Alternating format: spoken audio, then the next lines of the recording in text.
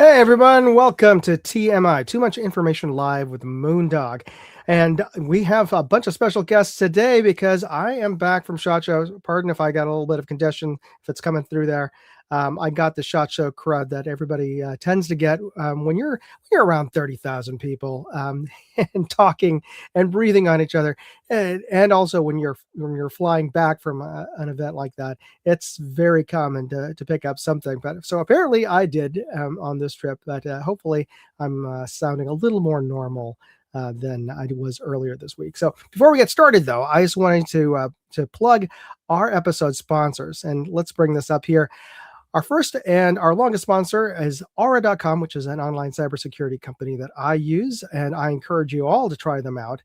They offer a whole suite of services, including credit monitoring, spam blockers, a VPN service, which protects you when you are online. And also, they offer a great service, which I really like, which is the data broker removal service. And that they remove you from all of these lists that of our, if you didn't know, our personal information gets bought and sold every day by companies, and this is a real thing. Apparently it's perfectly legal. They can buy and sell our information to marketeers and to political organizations and to businesses and who knows who else. That includes our names, our physical addresses, phone numbers, and possibly partial social security numbers. A lot of information that we really don't want out there, or shared by people that we don't know. So you can actually get yourself removed from these data broker lists, but you have to do it through a formal process. There are hundreds of these companies out there. If you use Aura and you sign up for the data broker, it's just a push of a button, and they will formally request from each of these companies to have your information expunged removed from their lists. And you can make use of this for free, because I'm offering you a free 14-day free trial using my code r.com/moondog. And absolutely, you can use this and all of their services for 14 days. And, you have no risk. And so try them out. Let me know how they work for you. And our second sponsor is Mad Hat Jerky. And if you use my code Moondog, you get 15% off. They are great. I will show you. This is the gentleman himself, Matt, who I got a chance to meet at SHOT Show. Actually, I will be showing you a little bit of footage of that. He is a young man, 19 now, but when he started this business, he was 11, if you can believe that. He won a competition with his beef jerky that he created, and it's just really tasty stuff. It is no preservatives, no nitrates, no sugar, no MSG. I don't really necessarily think that's a bad thing to have MSG, but hey, no MSG. It's all natural. In fact, that's why he puts a best buy date, and it's because there's no preservatives. This thing, he sends it to you fresh, and there's a whole slew of flavors. So try them out. Use my QR code there. Use my code Moondog, and you can even get a free trial of they even sell sample packs. And the shipping is very reasonable. I think it's only like $2-3 to get a sample pack. So try them out. Use my code. Mad Hat Jerky, great stuff, and a really great young man. And yeah, Pick says there, sounds like you had a bug. Yes, I did. Excuse me. Yeah, definitely got a bug while I was out there. All right, so I'm going to be giving away a prize. Today's prize is going to be a double opportunity to win. Here's the clue. If you know this brand by their logo, what I want you to do is put a hashtag and put it in a comment with a hashtag symbol, put it in the comment on the side chat, and the software will automatically pick you for our drawing at the end of the show. But here's another thing. If you know this brand, you could also, I'll give you a prize of a patch and another patch if you send me an email. The first email that I get with the correct answer, just put the hashtag answer in the subject line and put in your mail to address. The first one I get by email, and let me post up the code or the address. If I can find the QR code to bring up here. Hold on. I'm trying to be really slick and put the QR code, but of course, there we go. There's a QR code. You send it to me at Moondog Industries. Send it to me at contest@moondogindustries.com. And the first one I get today will get these patches straight away. But of course, if you weren't the first one, don't worry. You'll be entered into the drawing at the end of the show. So, are we eligible? Okay, so I get the slide. We have one of our guests. Yes, you are eligible, and so that I'll allow that. But I'm sure you probably got one of these patches while you're there. So anyway, moving on. So let's get into the new videos that posted up this week. This one is I posted up a video review of the new OSITE XR, and this is their enclosed emitter red dot. It's a multi-enclosed emitter, multi-reticle.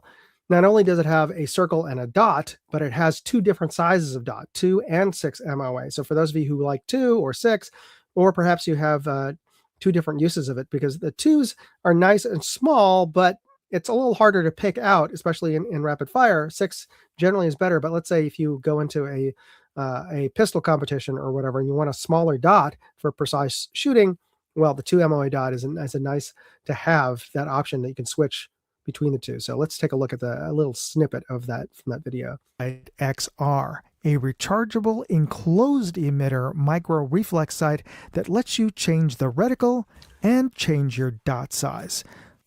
And here's an interesting little new feature as well, rear sights. You don't see them, do you? Well, if you have a low enough, or if you have your slide has high enough sights, well, and this is pretty a low base, you just press this button here and check this out. Pops up rear sights. So that's pretty nifty. But you know what? I just realized we have our guests all lined up already in the green room. So let's get their opinions on all this. So let me make some quick introductions here. Starting off with my co-producer at NYC Airsoft. Let me add in Ian. Ian, how are you, buddy? I'm feeling great. Great. I didn't get the bug. Yeah, that's good on you, especially surprising since you have a school-aged child. So oftentimes, I'm pretty sure I got this from one of my kids' friends, but also from the cold weather back east. Ian was one of my crew members who was with me at SHOT Show this week, and trudged through and helped me get all of this great footage and all these great interviews. So, Ian, let me introduce the other folks into to the show.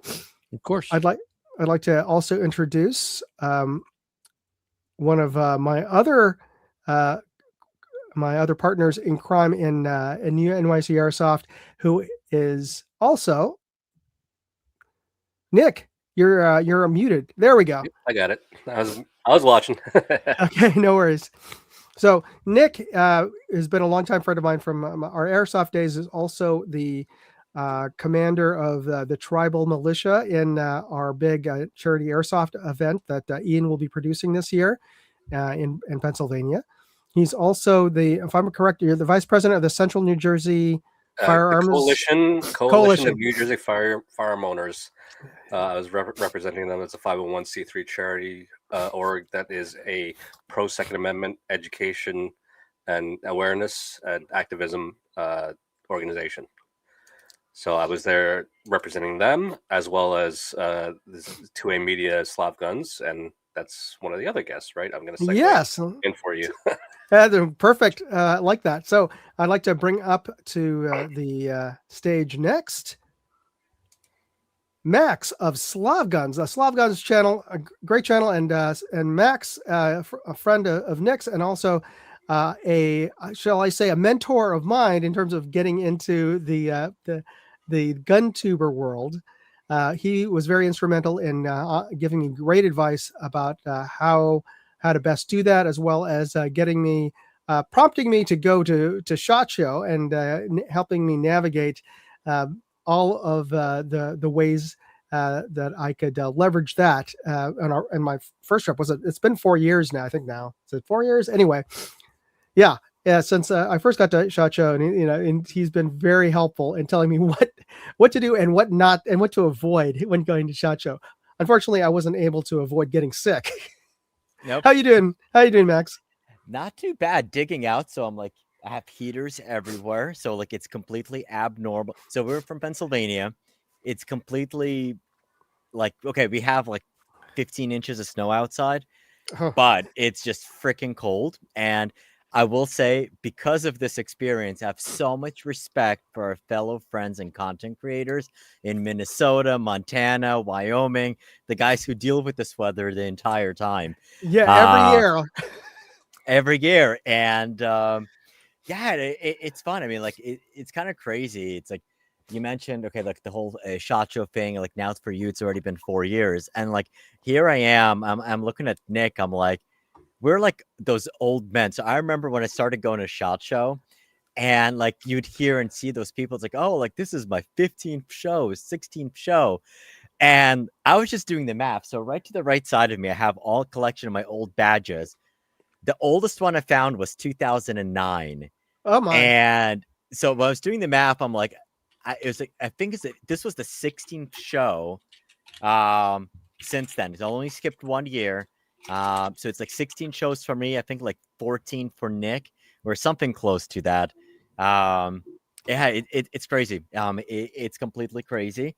But you know what I'll say is, like, I mean, like I look forward to SHOT Show every year, not even necessarily for the new products and stuff, but for the connections. It's seeing a lot of the same faces at the shows. I mean, the joke of it is there's some people that I live like an hour and a half away from, but I see them once a year in Vegas.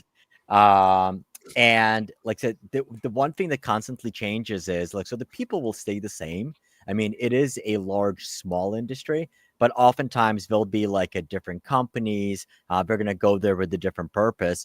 So, I mean, it's almost kind of like, yeah, I mean, I have the Slav Guns YouTube channel, but I think like the majority of the time that I spent at SHOT Show this year was putting on my marketing hat, working with a lot of the brands that we're working on and connecting them with the right people. So it's awesome. I mean, like, I will say, I think like the show just like a week in Vegas is too much, but the SHOT Show is entirely too short, because before you know it, it's like it's Friday. Ah, crap, we got to pack our stuff. Nick is looking for boxes to mail his swag home. And here we are. Absolutely. I can't believe it's practically it's a week. That's crazy. But before we get into SHOT Show, let me bring in our final guest for tonight, and my most important crew member here. We have Vendetta. How are you? Well, I just got back from work, normal life, and I didn't pick up whatever you had. I think I had it before we went to SHOT Show, so I've got the antibodies at work. Well, hopefully, yeah. So, and for those of you who don't know, I am married to Vendetta, so I've been relegating myself mostly to the basement here, or the studio. So, trying to make sure that I don't pass along whatever I have. But it's always a little bit of a challenge in a small house. But I want to circle back and get into all of your thoughts on SHOT Show. But before we do that, I just wanted to get through circling back to the question of the video that I just posted up. Were you guys able to go to the O-Site booth? Any of you guys? I did, actually. I took a look at it. It's nice. I just have to see how it performs. The new models were very nice. There was that one. I think there was another one, like a larger window, basically like a 507 comp from another company, if you know what I'm saying. Yeah. And yeah, it's a nice large window. I would definitely rock that on one of my competition guns. Yeah, and they finally got came out and dealt with the request to have a battery powered version of and they have, so they're really covers all the bases for the price. I thought they're very competitive. But to your point, it all depends on how well they perform and if they are as durable and rugged as the other company that is really well known for red dots and used to be called the budget red dot company. The other Chinese company. Yes. So I'm trying to like top, and you can cut me off. Like, so one of the things I noticed, like going as towards the end of SHOT Show, like, I don't know, you can call me the old fuddy guy that goes to SHOT Show, but I'm like, I become like facetiously honest. And honestly, like with so many red dots, it's a freaking red dot. So here's the question: is there anything actually? And in full disclosure, Olight sent me a bunch of stuff, and I thought they did some innovative stuff there. I have not looked at their red dots. I know we're sending out a bunch of them, but I mean, like, is it actually something unique, or is it just like a rebranded Thiachi Monstrum or something else that they do and slap their name on it? Oh, it's better. I mean, all those other sort of, I mean, in terms of build quality, I mean, granted, I'm not an electrical engineer, so I don't look into the actual guts of the thing. And then that's really the more important thing. As you know, how do they build the electronics to withstand recoil and yada yada yada? I have no clue, but just judging from how the build on the outside, that's all. Which I can say is that it looks more premium. But I'll definitely say, I mean, it's awesome that they are trying to make inroads into the community. I know they basically, I mean, so on the flashlight side, I mean, like there'd be some people, like on one side, you have people like, hey, these are really, really good values. And as long as you're not going into combat with them, they're terrific. But at the same time, you might burn yourself in your pocket if you have one of the flashlights a little too long.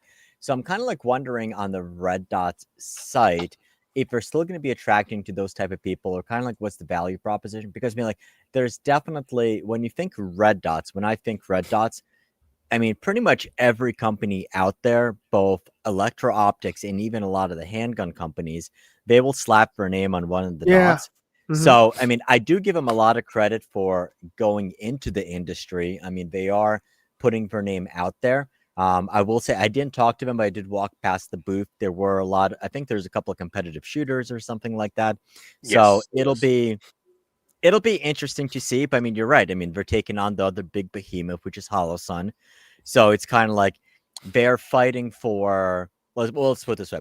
The real tactical Timmies are absolutely not going to give him any light of day, because if it's not a Trigicon or an aim point, it's like you're not even going to bother. So everything else is a copy. Everything else is a copy. So kind of like the way I see it is like it's in between a $20 Thiachi and a $100 Sig Romeo, or like even a Holosun, which is actually the exact.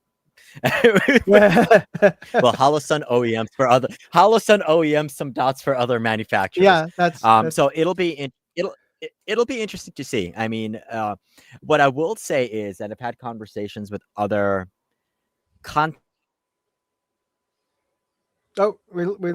we lost you there. Creators who are also in the firearms business. We're definitely.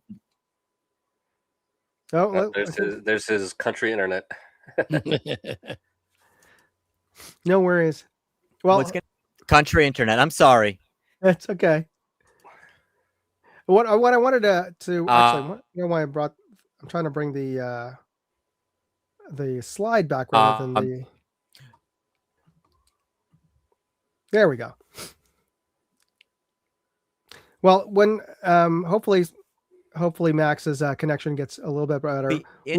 What'll be interesting is Max might want to try turning off the video for a little bit and letting it buffer a little bit, because if these brands actually. Okay. So I will say about the O-sights and being the one thing that they do differently is the thing that they got into is that they were primarily a rechargeable reflex sight, which was a big balking point for a lot of folks, because they're worried that of any rechargeable, what if it dies, and I don't have I can't recharge it really quick. I can't just swap out a new battery, as if putting a new battery a red dot was a quick thing you could do. I mean, you have to find a small enough little screwdriver and everything else with most trays anyway. But I don't want to be I'm not an OSITE fanboy, but I would have two answers to that. One is that because of their rechargeable magnetic cover, you've got essentially at best over 20,000 or over 200,000 hours. Yeah, over 200,000 hours of runtime, which is over 10 years. It's like more than 20 years, theoretically, from the cover. And the other point I wanted to make was that they have probably the most robust way of showing how much of a charge, the most visual way to show how much of a charge is actually in the battery, where you can't do that with any coin battery. The coin battery powered red dots that I am aware of will blink when it gets very dangerously low in terms of the charge, and that sort of gives you the clue that you need to swap out. So okay, we're gonna bring Max back in. Hopefully his connection's a little bit better. Max, all right, say something because you were dropping in and out. Oh no, still kind of electronic-y. There we go. Okay. Let's move. Fine. Oh, maybe not. Fine the entire time. That's your country internet, Max. Yeah. I was gonna say for Maybe. people like me, where we're doing like competition shooting, Mm-hmm. you could drop that battery cover right on top of the optic in between stages. Yeah. So that's I'm not too worried about that. It's more of like really heavy use, but I've used them heavily. We have shoots at training events, and some of the guys that I go with have the OSITEs, and they've held up without issues. And we're putting hundreds of rounds through at a time. That's where I think it would appeal to most competition shooters, and to some degree active duty or security, private security, because you're gonna at some point have to have a regular battery change just to be tip top. But if you can constantly top off the thing, before or during a match, even just connecting it to a power bank, that's great. I don't have to constantly swap out or make sure that I have a pouch full of extra CR 2032s around all the time. Anyway, I don't want to hit this too much. We've got more stuff to cover. Hey Max, which internet service do you use, by the way? T-Mobile internet, and generally it's good. It is possible that all three of my kids, all three of everyone's streaming a bunch of stuff. But generally it's not that bad. I love living in the country. Two things was really, and the other one is although I think the situation has been resolved. So yeah, it is one of the unfortunate things of being out in the country. I would love to be in the country. I'm no dig on that. Have you looked into Elon's solution? So honestly, I mean, like the speeds that we're getting are it's like, I mean, I've done a bunch of live stream the past year or so. Pretty fine. Every so often it just happens, but there's a tower fairly close by. I mean, I get about down and like 15 up, which for this area is actually really good. The only other option that we generally had was Frontier, not Frontier DSL. There's like no. We'll take a look at. Honestly, I think numbers that when I was testing it on T-Mobile or yeah, it's. I mean, there's no service that's bulletproof. But I was just curious about that. No, Doug. But anyway, let's move on. So a product that you are very close to. This is Sunway Photo's inverted leg tripod that actually Max got me connected with, and got Sunway Photo to send me a sample of. This thing is just phenomenal in terms of just how strong and beefy this thing is. It's got 40 millimeter legs. It can extend well past 6 feet in height. And let me just show you a little taste of what the thing looks like here. Is the Sunway Photo HT4030 CMI carbon fiber tripod. And no, you're not seeing things. This footage is upside down because this happens to be one of the tallest heavy-duty inverted leg tripods available.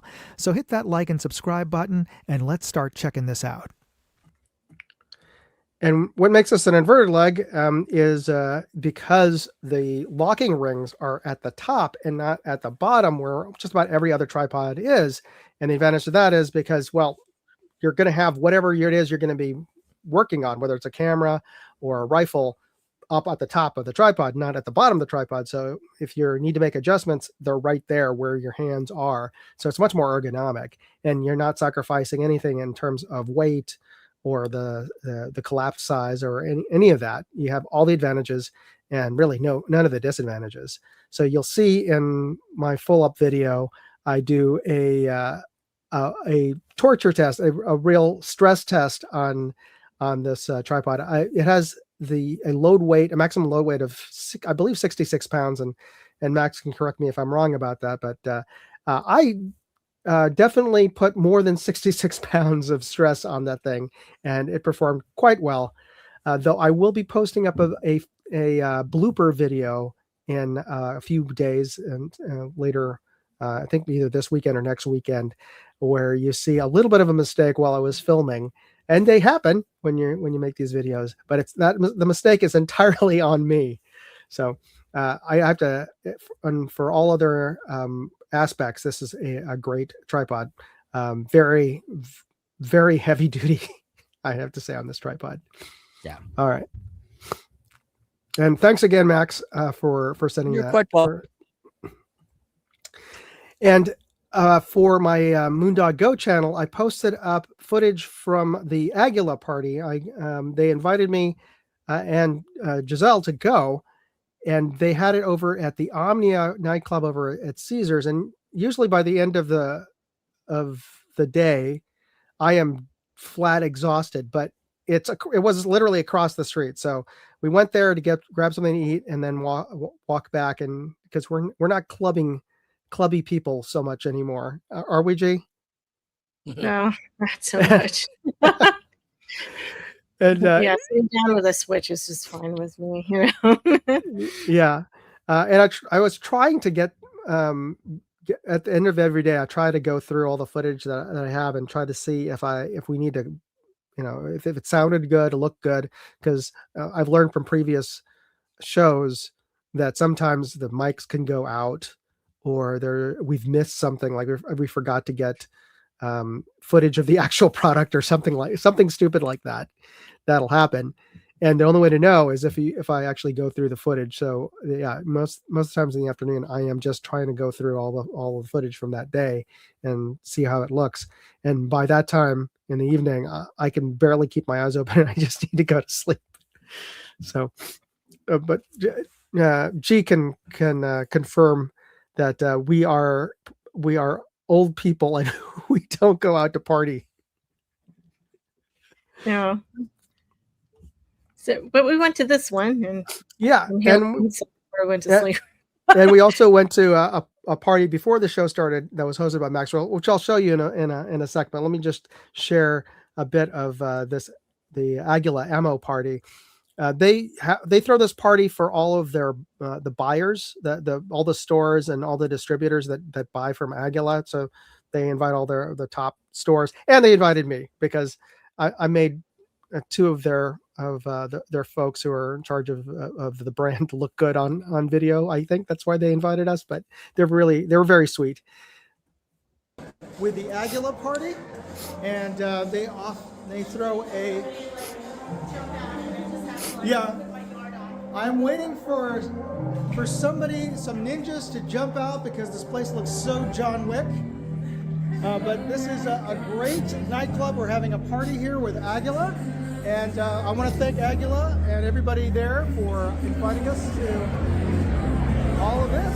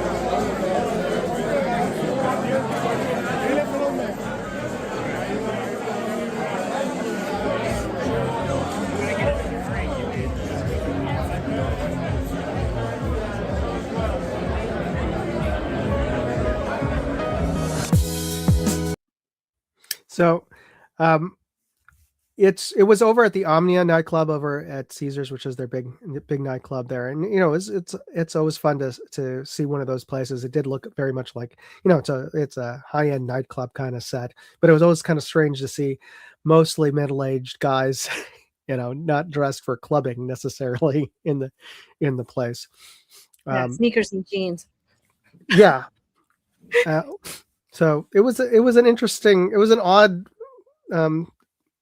odd scene. The folks that were there were a little incongruous to the setting, and I have to say, Aguila definitely hires some of the top booth babes at Cha-Cha. I don't know if you could agree with that, Nick. They were some of the nicer ones, from what I saw. There was definitely some around that were there at other shows and parties afterwards. Yeah, yeah. Well, it seems like most of the booths don't necessarily hire booth candy. Yeah, booth candy, booth babes is what the other term for them. But Aguila definitely goes all in on that. So anyway, hopefully, let's see. Tim says, I don't like the word old. Seasoned is better. And I believe this has to do with the tripod question, though. For a second there, I thought it had to do with the club, because they only rented one of the lower lounges of the club. Apparently, the main club room is famous for having a giant chandelier, which I did not see inside of that room. It's supposed to be a multi-level club room, so we were only in like one of the lounge sections of the overall main club, if you could believe that.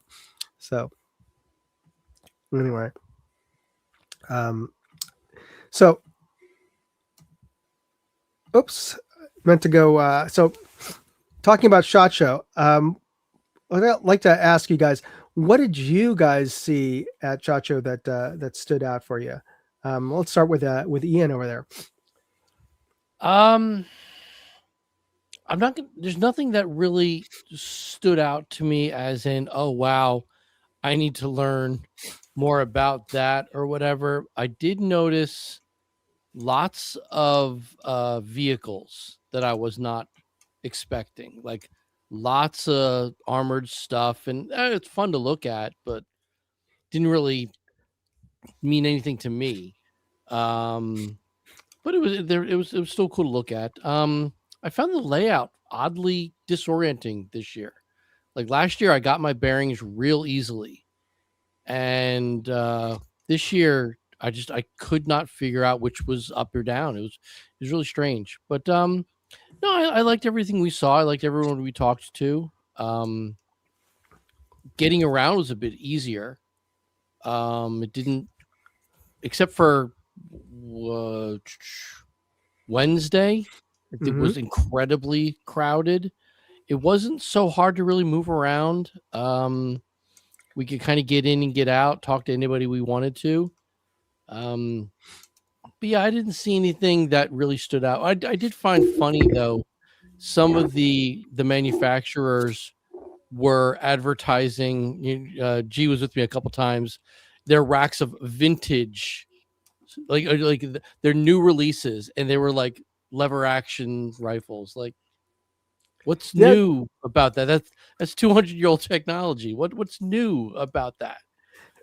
So I think it was a trend like the last couple of years. I think mostly sparked by that the TV show Yellowstone, and everybody wanted to get a lever action gun, and there were only a few manufacturers, but some of the manufacturers saw an opportunity to come out with new classic. Their own I mean, lever action guns. There was some cool stuff. Nothing I wasn't not expecting. Some innovative stuff. I mean, I know we talked about it earlier when we were talking about the red dots, and that was my question all week long: is what makes this red dot different from that red dot? But it was fun. I enjoyed it. I didn't see anything new. Yeah, you could almost you couldn't throw a Geisley badge holder without hitting a red dot. Yeah, I mean, some of the ones I did see with some innovations, like easier to replace batteries, a little bit of a different design, a little more squared off, a little bit of bigger viewing window, but nothing that isn't okay. Yeah, all right, I get it. Yeah. Speaking of Geisley, yeah, there you go. Was that a giveaway from this year? Yeah, I got it this year. It was one of like these fuzzy hats or whatever. It came in very handy. Oh yeah, especially for folks coming back from this trip with that blizzard. So yeah, that's very fortunate. Lever actions have been a thing in the past couple years at SHOT Show. They became because Ruger obtained Marlin. Yeah. And then with I think it was Jurassic World Evolution or whatever, one of the more recent movies, Chris Pratt's character was using, the Marlin lever action. And it was a tacticalized one. Right. And they even had it in the, advertisement for it, like it was for T-Rex or whatever, Yeah, rated for T-Rex. Yeah. So it's more trend than innovation. It's a little bit trend, a little bit of innovation, because they started doing like 9mm lever actions and some more tactical ones. But otherwise, it's not too much on there. Side load gates, stuff like that for innovation, really. And and extra rails to put accessories. Yeah. So, Max, hopefully we can hear you better this time. Yep. What did you see at SHOT that stuck out for you? Suppressors, that's it. And more. That's probably the second most common thing aside from red dots is everybody. There was like a suppressor booth every other aisle. Oh no, we're still getting lag from you, Max. I'm gonna pitch it over to G. Jay, what did you see anything that stood out or was different or that stuck out in your memory from walking around? Well, yeah, because I kind of veered away from you guys, I think on Thursday, and or Friday. It just gets all mucked up. So, one of the things that I always try to join and at least go to is, since they just started, is the archery section. So, which is when I came with you on the airplane, it was literally just like this one table off on the users forum next to the side. They didn't even have like a shooting area, or like range or whichever. And they were just saying, well, I hope, cross my fingers, we can have like a bigger section next year. And they just seem to just get bigger and bigger. And it was kind of cool because last 2 years since they started, they have a whole section. I would see like the kind of crossover different kind of things, including sights, which would work definitely for some bows. And the first year that I've ever seen them actually include crossbows, which I have never had shot in my entire life. But because I like rifles, it was really easy for me to do. The number 2 thing that this Moondog is that I always have to have my hands on the Walther F series because they know how women's hands work, and I don't understand how anybody else doesn't get that. And sorry, this is who I am, so that's what I got. That's what God gave me, and it's and it's not just it's not just your hands. I mean, what is Coleon Noir had that video where he's saying he has like hobbit hands, and it fits his hands much better than in any other pistol that he shot. It pisses me off whenever I see like a magenta pistol. Okay, well, it's like I don't know who else would have magenta pistols. I don't know. That's insulting to me. But otherwise, what do you mean it's insulting? It's because it's like what you think every person who has who's female or identifies as is gonna go for the pink or the bright magenta or whichever. So I don't know. Unless you like bright magenta, I apologize to those of you who find that to be your favorite color in the world. I will. Yeah, I think a lot of gun makers and a lot of product brands and product think that they all have to do to make it appeal to women is make it a pink or baby blue, and that's all they have to do. But to your point, Walther actually took the time to adjust the geometry of not just, and they made of the trigger so that its reset is a lot closer to the wall to the grip than their standard model, so that people with shorter fingers don't have to reach so far forward, and they really thinned out the side walls on the grips to also to accommodate smaller hands. But I find it much more comfortable. It feels more like shooting a 1911 to me than a double stack, which I like. I grew up shooting 1911, so to me, I wish I could get that. I wish we could get that here, is what I'm trying to say. Yeah, unfortunately, it's not on the California roster. Ew. So there were a lot more, 2011s and 2011 variants this year. Staccato had their their new compact carry one. Mm-hmm. I just blanked on the name. Steyr had their ATD and ATC at Range Day, which was their answer to the 2011 market. Really, it's a very nice pistol.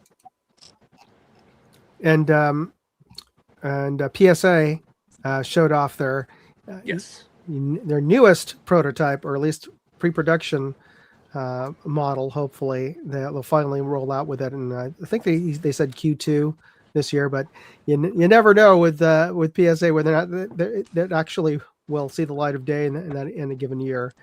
But it looked pretty close to being a production model, but we'll see.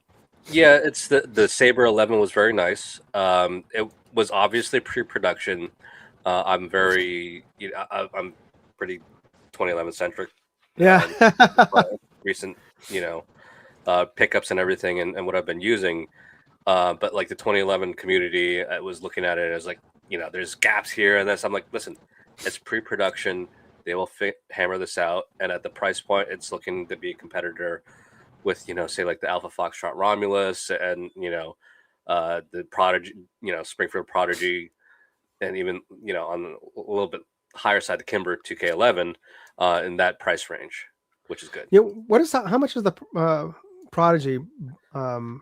Prodigy is, I think, about 1,800-ish, maybe a little bit more, depending on the model. The Kimber 2K11, the base model's around 18. Yeah. So it'll around 2,200 as well. And then the Alpha Foxtrot Romulus is about 15 to 18. Yeah, and that's if they're going to be in that playing in that price range, they're going to have a lot more to prove. in terms of the reliability of their guns. I mean, I've not shot anything other than at range day, so I haven't owned any real PSA models. But everybody likes to say, oh, it's you get what you pay for, or that it's cheap trash. But I've shot cheap guns, and it all depends on the model, and it all depends on the design. Some of them run perfectly fine. I mean, everybody shits on High Point, but they are reliable. They work. We use High Points a lot just to demonstrate, for an inexpensive pistol that it works. And with actually High Point, well, Inland actually had suppressors this year as well. Like everybody and their mother had a suppressor out there. It was what I was saying, and it was true. But they have a couple different models, and the nice thing about High Points is because they're direct blowback and they have such a high frame and sights, you don't need suppressor height sights to run a suppressor. That's an interesting point. I hadn't even thought of that. Yeah. Yeah. So we looked at them directly, and it was you didn't need it at all. Okay, so hopefully it looks like Max has shifted his computer position. So I don't know if that translates to a better connection. Hopefully. I switched to the iPad and I'm right next to the router. So okay, but I've been keeping up with your conversations. So, getting back to you, what did you see that stood out in the suppressor market? Two things. Number one is purely just the amount of new entrants into the market. So obviously, for those not familiar, as of January of this year, they got rid of the 200 registration process and the entire thing. $200 per suppressor, SBR, things like that. So we had a lot of new entrants into this industry trying to capitalize on that you think of.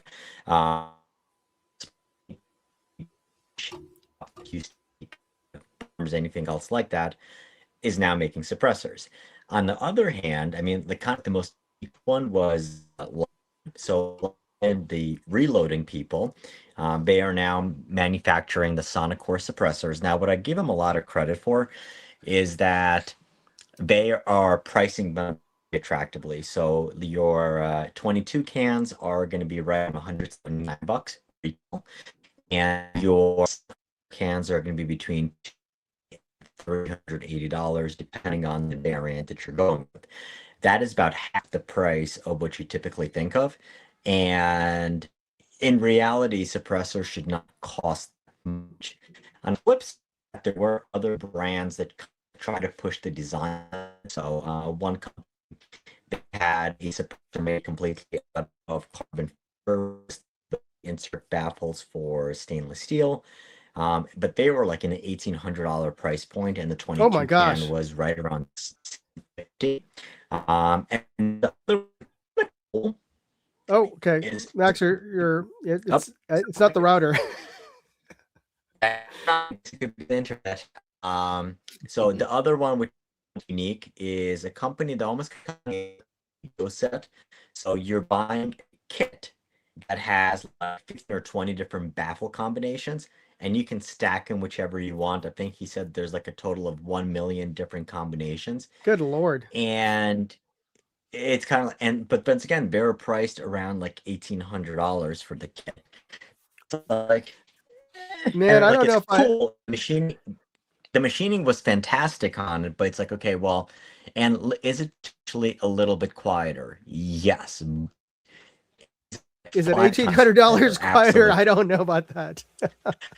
But here's the thing, though. I mean, it's interesting thought. I mean, like Nick kind of brought up the whole competitive shooting circle, and now your general gunner for them money.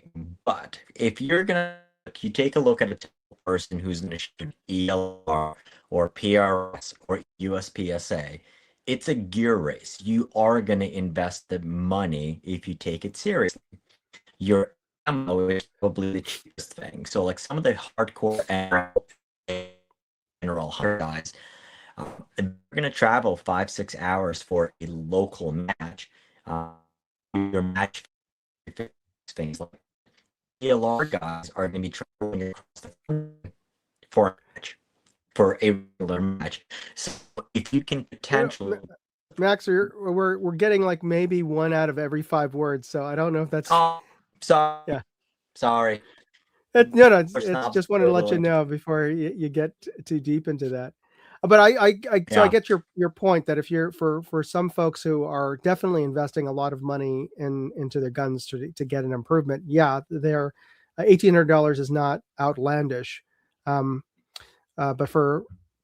hopefully what you had alluded to earlier is that with all these different companies getting into the suppressor market, that'll overall drive prices for general use suppressors, not necessarily the high performance one for that either have and they're 95% for a price. Yeah, and if they in some way function like tuners, then yeah, totally understandable that you're willing to be spending that much more money for them. But hopefully we'll start seeing much more inexpensive, functional, and durable ones coming out as well. And I'm sure they are, because there's a sheer number of booths that were showing suppressors, like you said. That was certainly a different from previous SHOT Shows. All right.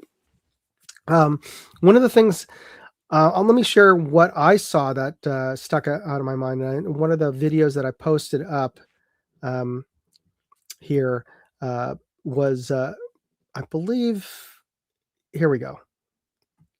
A lot of people are going to be asking, what is this? Yes, that's not the illuminator. It's not the illuminator, nope. Okay, well, I don't know why that. There we go. Sensitivity adjustable dial for an internal bubble level.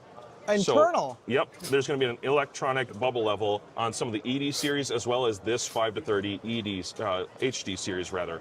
This is So that feature I've seen it in other scopes. I think the Burris, but that's like their top of the line scope. They're planning on putting this feature, this internal electronic bubble level, in all of their ED, which is, to be fair, there's also their top line, but it's a sub $600 scope, and they're putting it in all of their scopes, not just their one. They actually have an XED line, which is their very top scope. But the fact that they're planning on rolling it out in all of their scopes is a nice feature. Yeah, I did find that use of technology very interesting. I kind of forgot about them, to be honest. And yeah, the way it was explained and what we could actually see, actively working the way it did was pretty impressive. Now, Porsche Speedster points out here that he doesn't like where the dial is, and because it could hinder, it limits the number of the options you have in placement of your rear scope ring, which is a good point. I don't know if there's any way that they could incorporate that dial into the bell, the rear bell, maybe. I don't know. I'd have to. I'll definitely bring that up to the folks over at Discovery Optics. But yeah, that's a very good point, that by putting that dial there, you limit the placement. You got at the level thing, the dial for level? Yeah, you brought it up to them already? Oh, it was brought up like midway through the show. Yeah.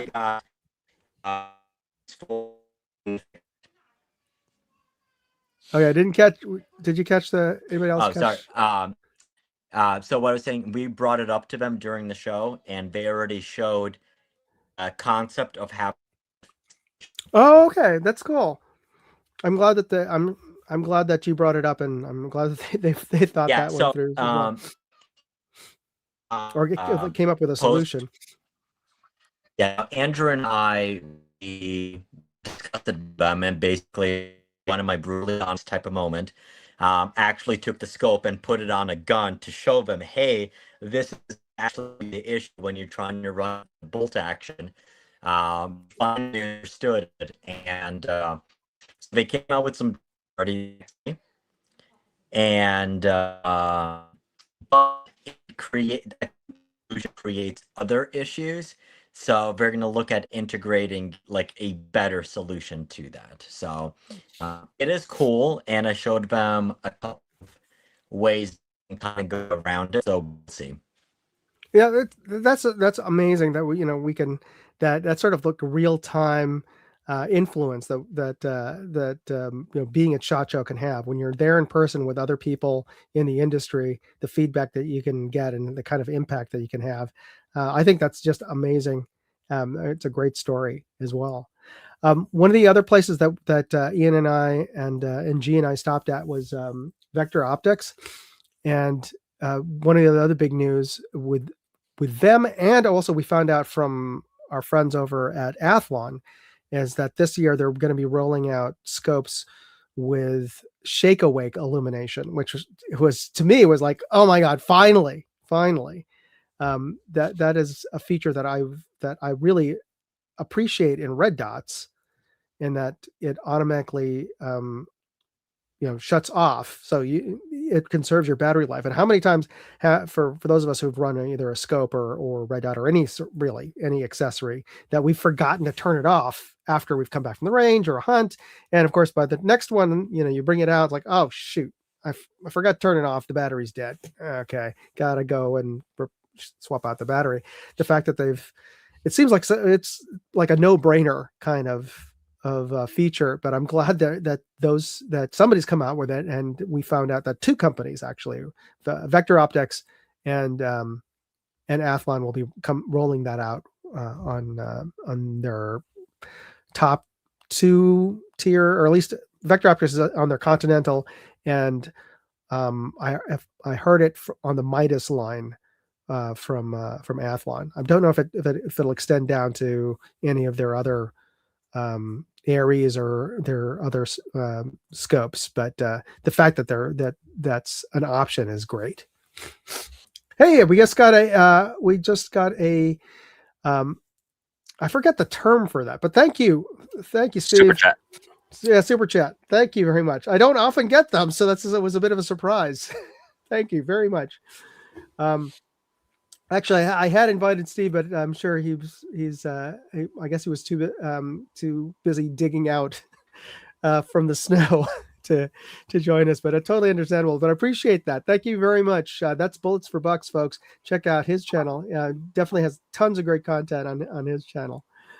I'm trying to think of what else was interesting at the show. I mean, we all got to see. Oh, go ahead. So since you're mentioning Vector, one of the things they did, and I didn't look at it myself until I saw the blog and a friend of mine saw, they an bubble level that they're announcing, which is going to be much better than some of the competing models. Oh, well, but no, go ahead.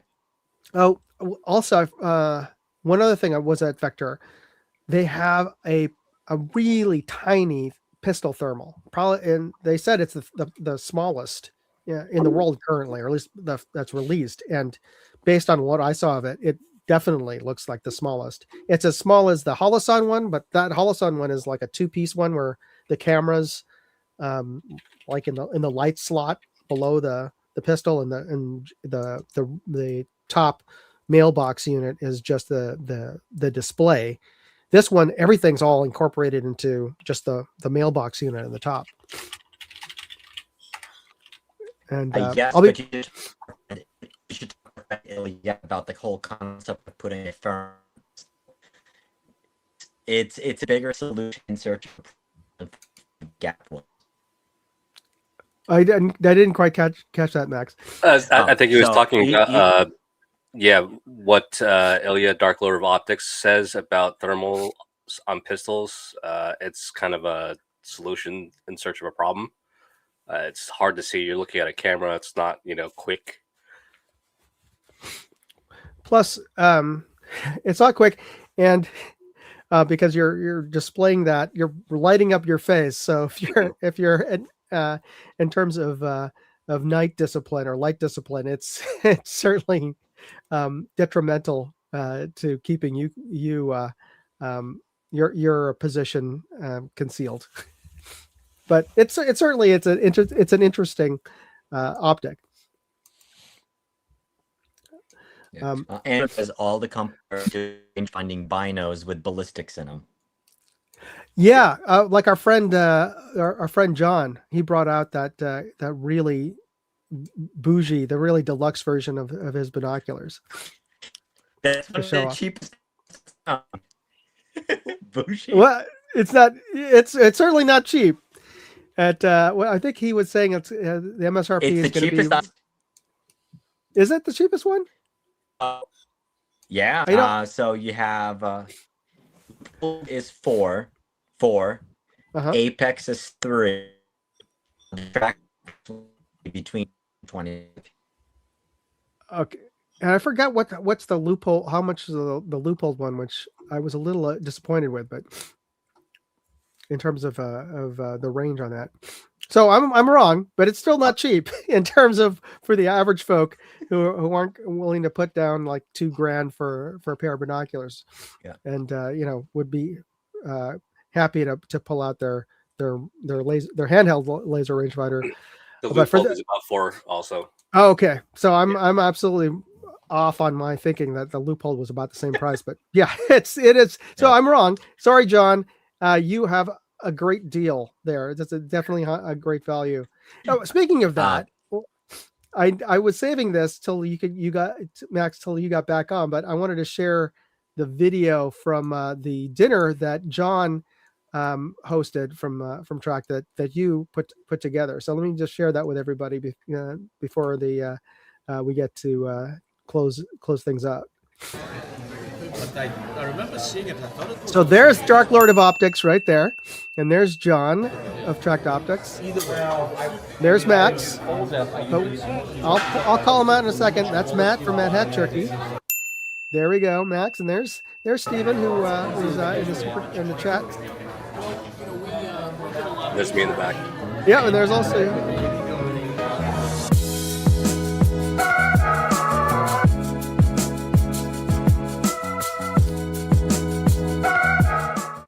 So the reason I say stay tuned is because I actually posted at the first day or the first night of the show, and that was hosted by Tracked Optics and Mad Hat Jerky over at a all-you-can-eat sushi place that Max found and brought us all out after the range day, and it was a great dinner. The food was great. It totally lived up to all of the hype that Max has been. And of course, Nick's been going there for a couple of years. So all the stories I heard about how great the sushi was, it totally lived up to those stories. They know Max by name and by face now. Yeah, I could expect that. Yeah. So great choice, and thank you, Max, for bringing us out there. But I wanted to wrap things up because I know that you guys are 3 hours later than Giselle and I. So at the end of the show, what I like to do is I've been giving away clues. So let me just give away, share a couple more clues. And so here's one of the clues for the name of the brand contest. If you haven't, if you didn't see the earlier one, that was the logo. So this is an Australian-owned American manufacturer. Firearms manufacturer. I didn't know this was Australian, by the way, but Australian-owned. Australian. Okay, so it's a recent purchase, but last year, and it was founded in 1982 for the purpose of building a semi-automatic rifle chambered in 50 BMG, which became the M82 anti-material rifle. So if you know which company and this brand it is, and it's named after its founder. Put in a hashtag and put it in the chat on the right, and and you'll be entered into the drawing that we're going to have in a minute or two.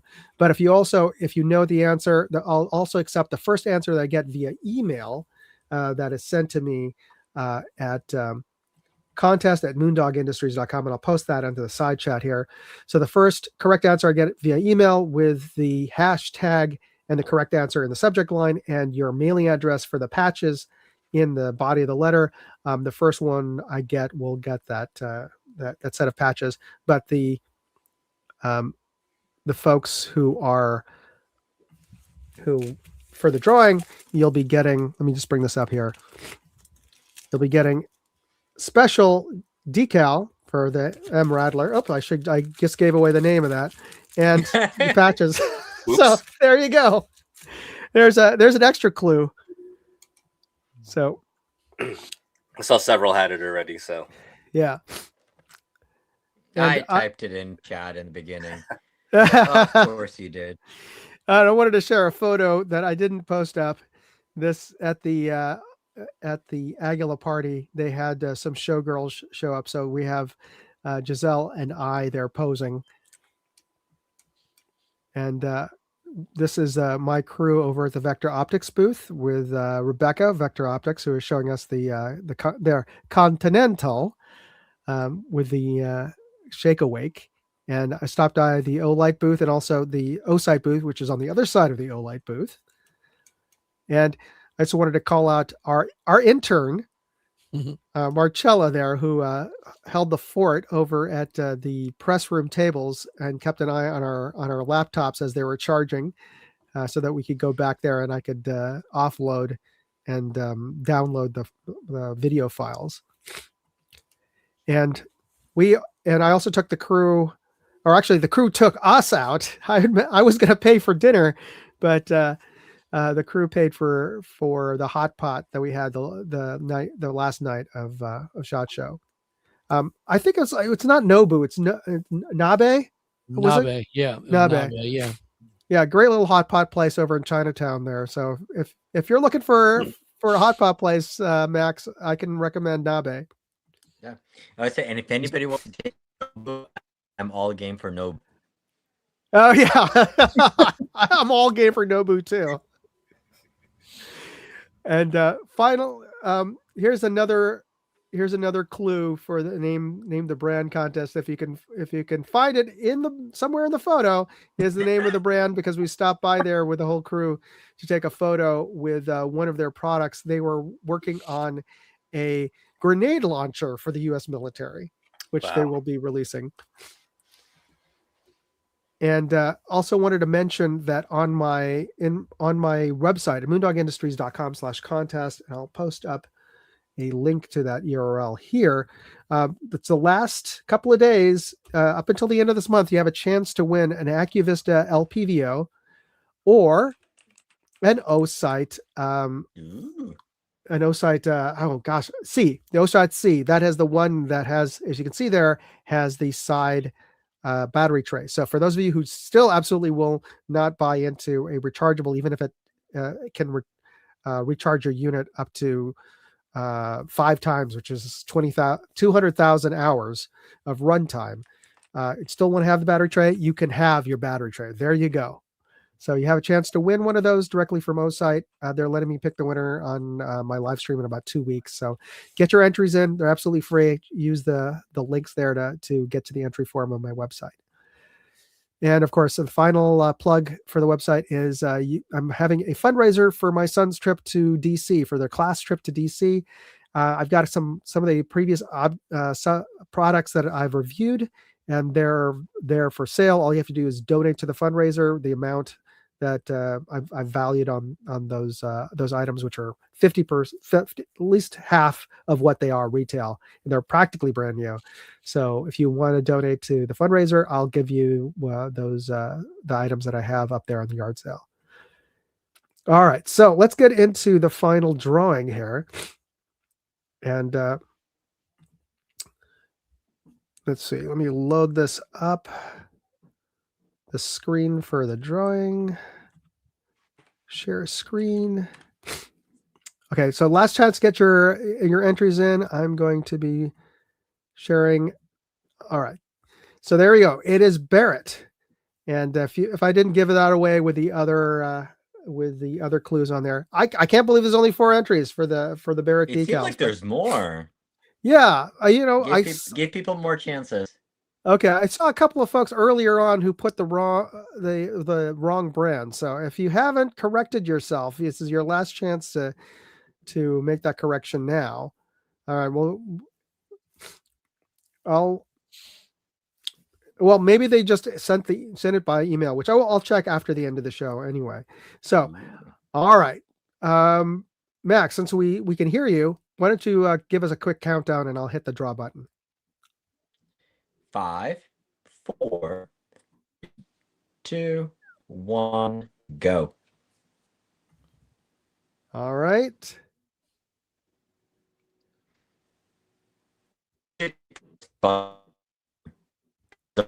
Michael Dunn, congratulations. All right, so I think I have your address from a previous entry, but do me a favor, Michael, send me an email to contest@moondogindustries.com. Just a reminder, also as a helpful reminder to me to get this into an envelope and send it over to you. But congratulations on winning the drawing. You'll get your decal and your patches in the mail. And I want to thank everybody else on the panel for joining me tonight.